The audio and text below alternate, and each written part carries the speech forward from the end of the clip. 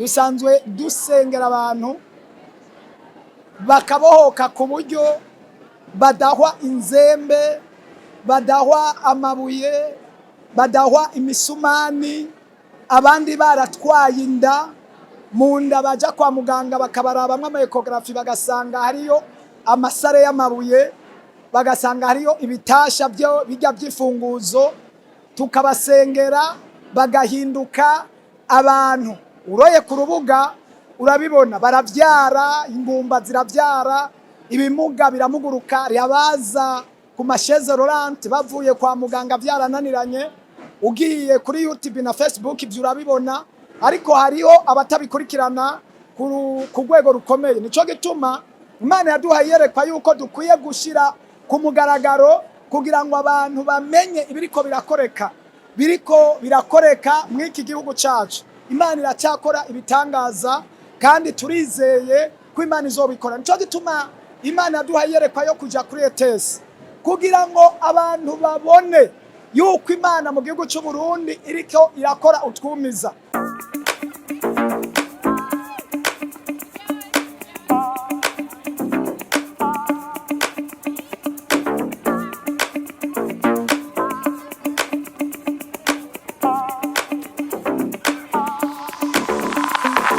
Waba ana 11 nsanzwe ndongo ishengero ryo kwihana no kuruhukira muri Yesu, Eglise de repentance et de repos en Jésus-Christ. Mu bisanzwe iyi ni intangamarara utumubonye n'utuntu duto cyane twibizokoreka kuri ETS. Sino kwita kwibi ari bitangaza, dusanzwe Imana idukoresha ibikorwa cyangwa ikora ibikorwa bikomeye. Hano kubasanzwe bakurikira ku mbuga, dusanzwe dusengera abantu bakabohoka ku buryo badahwa inzembe, badahwa amabuye, badahwa imisumari, abandi baratwaye inda mu nda baja kwa muganga bakabarabamwe ama ecography bagasanga hariyo amasare y'amabuye, bagasanga hariyo ibitasha byo bijya byifunguzo, tukabasengera bagahinduka abantu. Uroye ku rubuga urabibona, baravyara, ingumba ziravyara, ibimuga biramuguruka, yabaza ku masheze rolante bavuye kwa muganga vyarananiranye. Ugiye kuri YouTube na Facebook ibyo urabibona, ariko hariho abatabikurikirana ku rwego rukomeye. Nico gituma Imana yaduhaye yerekwa yuko dukwiye gushira ku mugaragaro kugira ngo abantu bamenye ibiriko birakoreka mw'iki gihugu cacu. Imana iracyakora ibitangaza kandi turizeye ko Imana izobikora. Nico gituma Imana yaduhaye yerekwa yo kuja kuri ETS kugira ngo abantu babone yuko Imana mu gihugu cy'u Burundi iriko irakora utwumiza. Rero tubatangariza cyangwa se tubabwira ko mwomenyesha n'abandi, mukakwiragiza ku mbuga, mugatumira abantu mukababwira ibiriko birakoreka. Karorero kuri mwebwe mwashoboye gushika hano k'uyu munsi w'intangamarara, mwabonye ingene abantu babohoka, baza banigana, bafashwe n'ibisigo bakabyuka mu mwanya bakize kubw'amasengesho. Apana umwe, apana babiri, apana batatu. Hariho bamwe bavuga ngo nivyo abantu bigirisha n'ibindi, mwiboneye n'amaso namwe. Ndizeye namwe ko mugiye kubwira batashoboye gushika hano kubera imbuga mukoresha zishika kure, kugira ngo mutumire abantu baze kubona ivy'Imana iriko irakora. Rero kuri ETS hazokoreka ibitangaza n'ibimenyetso. Turatumiye abantu rero abatashoboye kuba hano, abatazi biriko birakoreka, abari hagati mu gihugu, n'abari kwa muganga bifuza kuzokira ingwara izarizo zose. Imana irakiza amakanseri, amasida, amadiabete n'ibindi byinshi cyane. Ibimuga bikamuguruka, abapfa amatwi bakumva, abamugaye amaso bakabona. Muri make cyari ico twagomba kubabwira. Dufise intumbero zibiri zikomeye cyangwa zitatu. Ubwa mbere, mu gikorane tugiye gushya kizoba kuri ETS, tuzosengera igihugu cacu, dusengere indongozi z'igihugu cacu. Bibiliya iravuga neza yuko ahari amahoro ngo umuhoro uramwa. Twashize imbere yo gusengera igihugu, tugasengera indongozi kugira ngo turonke ingene tuvuga ubutumwa bwiza igihugu cyacu kitekanye. Cyo ni cyambere cyatumye dutegura igikorane kugira ngo dukoranye amakungu n'amashengero dusengera igihugu cyacu n'indongozi. Ico ni cyambere. Kigira kabiri, turipfuza abantu ko bakora. Mwumvise ko nuno munsi twahimirije ko abantu bategezwa gukora kugira ngo abantu biyungunganye. Iyo abantu bariko barakora, igihugu kiratera imbere, kikaronka taxi, kikaronka umugisha. Iyo abantu bariko barakora, imiryango iratera imbere n'ishengero rigatera imbere. Muri vision igihugu dufise gifise nuguteza imbere igihugu no gukora kugira ngo umunwa wose uronke icurya, umufuko wose uronke icushira mu mufuko. Unyakubahwa umukuru w'igihugu akibivuga, jewe nabaye wa mbere kuvyumva. Nico gituma nasizeho inyigisho zo guhimiriza abantu gukora. Ico ni cya kabiri. Cya gatatu, turagomba ko abantu bava mu vyaha. Abatunzwe n'imboregwa, ibyaha, ubusambanyi bave mu vyaha, bumva ubutumwa bwiza babohoke. Icya kane arico cyanyuma, turagomba ko abantu bose baboshwe mu mabohero atandukanye y'ubukene, kubw'imwemu mbi z'abadayimoni, kubwo kudakora. Abantu usanga batarongorwa, batarongora, batadandaza, bakora ibintu bigapfa, ibintu byose ubuzima bukononekara, ugasanga umuntu arafise ico yokora mugabo kigapfa kubera ubushobozi bw'umwijima. Twasizeho amasengesho yo kubohora abantu kugira ngo abantu baboshwe bose n'umugwanizi, kuko tutigirishije turaza umugwanizi arahari.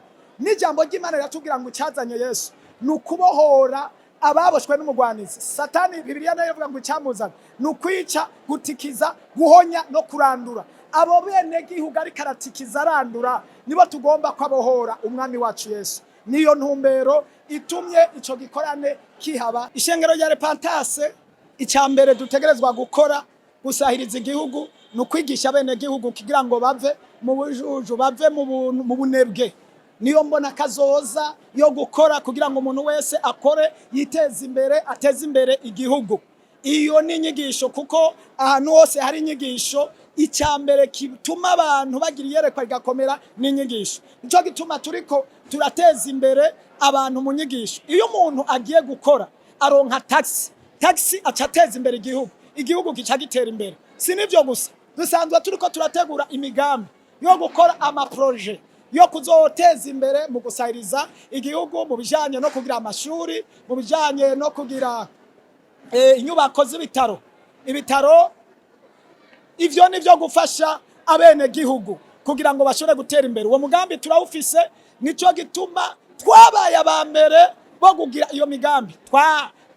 Tuhimiriza rero abene gihugu mu rwego rukomeye kugira ngo hampande yo gusenga bakore n'ibikorwa bishobora kubateza imbere.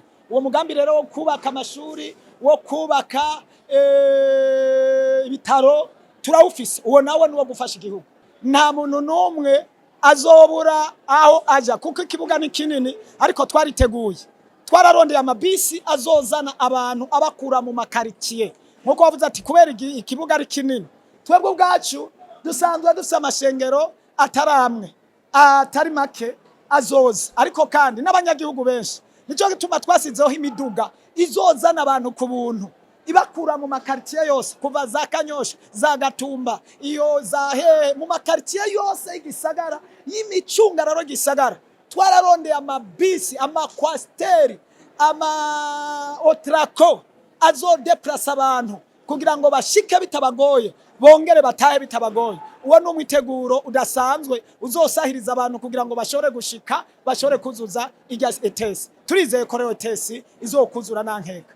Ubwa mbere, gutegura umutima, nta muntu yotegura umutima adateguwe n'ijambo ry'Imana. Ijambo ry'Imana niryo ritegura umutima. Umuntu yitegura kuza ahageze agahura n'ijambo ry'Imana rihingura umutima wiwe. Bisigura iki? Rimuha amahoro, rimuha ituze. Aba yahuye n'ivyamukomerekeje, yagendanye n'ibikomere byinshi, arushe, aremerewe, ahageze rero ahura n'ijambo ry'Imana riruhura umutima wiwe. Nico gituma zagwaye agataha akize, umutima we ukanezerwa. Nico gituma za atasezerana afise, yarabwiwe ko kwa muganga atazokira, agahura n'igitangaza, agacatahana amashimwe, agasubira mu rugo, umutima wiwe ubunezerewe. Rero ijambo niryo ritegura umutima. Turiteguye kwigisha, hari amasemineri azoba hari ku munsi wa gatanu tuzogira seminari y'ugwaruka kugira ngo dutegure ugwaruka kubaka igihugu no kubaka kazoza k'igihugu. Iyo ni seminari izotegura ugwaruka. Murazi ko no mumbona kazoza igihugu ugwaruka bariko bararuha ibijanye no kubaka no gukora ibijanye amakoperative. Natwe mu migambi dufise mu kwigisha ugwaruka tuzobigisha kwiyungunganya no gukora no gutezanye imbere mu migambi n'amaproje kugira ngo bashobore gutera imbere mu gwaruka. Ku munsi wa gatandatu wa Vamidi dufise inyigisho z'abakozi b'Imana n'abadamu babo. Turazi neza ko iziza guhona ngo zihera ku nama. Mu bakozi b'Imana baguwe neza bagahuza umutima n'inama hamwe n'abafasha babo bakubaka bakagenda banezerewe bazubaka ishengero rigende neza. Rero turiteguye ko mu nyigisho z'abakozi b'Imana zizobategura nabo gukomeza ishengero mu bijanye n'inyigisho. Nico gituma premidi naho hazoba hariho inyigisho za deliverance, kubohora abantu baboshwe mu buryo butandukanye. Iyo turiko turaraba Yesu nta muntu yigera akorako yavuga igitangaza ngo kibe kica kiba. Turabona n'igihe isuri yari mu bwato abigishwa bagize ikibazo gikomeye baramuvyura barakomanga. Yavuze ngo umuyaga ceceka, ntiyagiye kuwufatako. Yavuze ngo suriranya y'amazi tekana, ntiyagiye kuyakora ko yaciye atekana. Ni jambo rirema. Natwe nta mpamvu kuza gukora ku bantu. Ijambo rikorera muri twe twahawe no kwizera k'umwami wacu Yesu Kristo. Niko tuvuga ibimuga bikamuguruka abantu bagatabagwa. Ni jambo rirema, Imana ikorera mu ijambo. Ntushobora gushika kuri urugero utafashe umwanya wo gusenga. Turi mu bantu bagize amasengesho, turisonzesha imisi minini, songesha imisi 40, kwisongesha imisi 70, kwisonzesha imisi irenga n'ijana, turiko turanwa amazi, tudafungura, tunywa utuntu tw'utuji dushobora kudufasha kugira ngo dushobore gushika kuri urugero.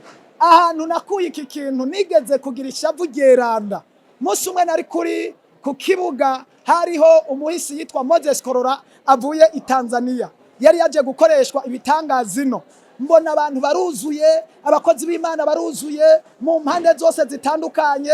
Hari haje abantu bavuye hirya no hino.